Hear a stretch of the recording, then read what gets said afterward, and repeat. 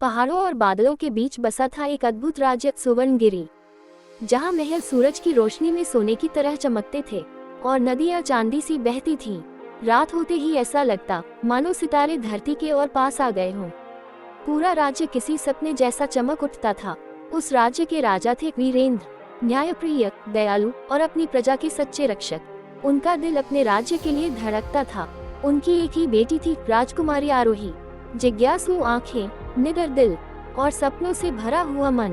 उसे आभूषणों से ज्यादा किताबें पसंद थी, दरबार की चमक से ज्यादा जंगल की शांति। वह अलग थी, बिल्कुल अलग। लेकिन महल की सबसे ऊंची मीनार में एक कमरा था, जिस पर लगे थे 7 भारी ताले। उस कमरे का रहस्य किसी को नहीं पता था।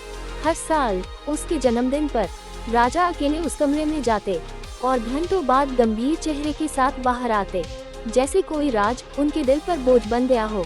एक रात जब सब सो रहे थे, आरोही चुपचाप उस मीनार तक पहुंची। जैसे ही उसने दरवाजे को छुआ, पहला ताला अपने आप खुल गया। जैसे ही पहला ताला खुला, मीनार का कमरा तेज रोशनी से भर गया। हवा घूमने लगी और देखते ही देखते आरोही एक नई दुनिया में पहुंच गई। उसके सामने था एक सूखा गांव, धरती फटी हुई, कुआं खाली और लोग निराशा में बैठे हुए थे। एक छोटा बच्चा आंसू बहा रहा था। आरोही ने महसूस किया उसके हाथों में जादुई शक्ति है। वह चाहे तो अभी बारिश करवा सकती है, लेकिन क्या बिना मेहनत के मिला वरदान सच में टिकाऊ होता है। उसने लोगों को एक साथ बुलाया, सबको मिलकर तालाब खोदने को कहा।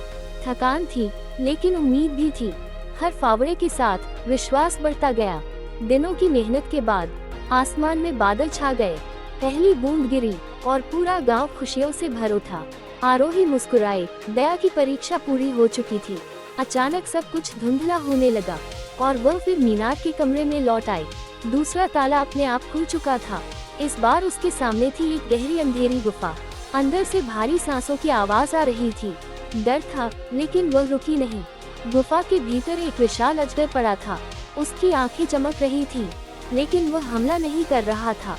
वह घायल था और पीड़ा में था। आरोही ने तलवार नहीं उठाई, उसने अपने हाथों से उसके घाव को भरा। साहस लड़ाई में नहीं था, करुणा में था। अजगर गायब हो गया और वह फिर उसी मीनार में थी। तीसरा ताला खुल चुका था, लेकिन असली परीक्षा अभी बाकी थी। तीसरा ताला खुलते ही कमरे की हवा बदल गई। चारों ओर हल्की सुनहरी रोशनी फैल गई, लेकिन इस बार माहौल पहले से ज्यादा गंभीर था। अचानक दीवार के सामने एक विशाल आईना प्रकट हुआ। उसकी चौखट पर प्राचीन चिन्ह चमक रहे थे और आईने में कुछ अजीब दिखाई दे रहा था।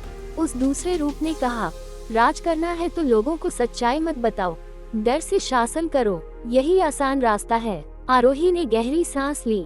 उसने दृढ़ स्वर में उत्तर दिया, राज डर से नहीं, विश्वास से चलता है। और उसी क्षण आईना दरारों से भर गया। कमरे की दीवारें पारदर्शी हो गईं। उसने देखा, युवा राजा वीरेंद्र एक जादूगर से बात कर रहे हैं। वह उसकी शक्तियों को 7 तालों में बंद कर रहे थे। आरोही की आंखों में आंसू आ गए। पिता ने उसे बचाने के लिए उसकी ही ताकत उससे दूर कर दी थी। लेकिन क्या सुरक्षा कमजोरी बन सकती है? अचानक अंधकार से एक परछाई उभरी। उसने धीमी आवाज में कहा,